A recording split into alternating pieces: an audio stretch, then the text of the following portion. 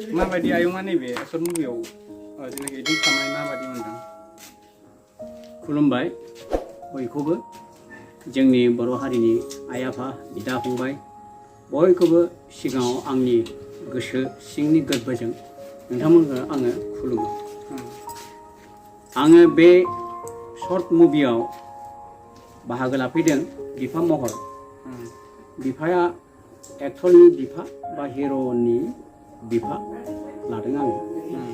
दा बेवहाय बिथांमोननि खावलायनायाव जों बोराय बुरि फैदों आरो जोङो बाहागो लादों। बे बाहागोआव बिथांमोननि बुंनाय बायदियै जोङो गासिबो एक्टिं आरो रल एक्टिभिटिसखौ खालामनानै होबाय। बिथांनि जेनेबा प्रडिउसार बा डाइरेक्टर बा स्क्रिप्ट राइटारनि बुंनाय मथेयै जोङो एक्टिभिटिस खालामनानै होबाय, एक्टिं खालामनानै होबाय।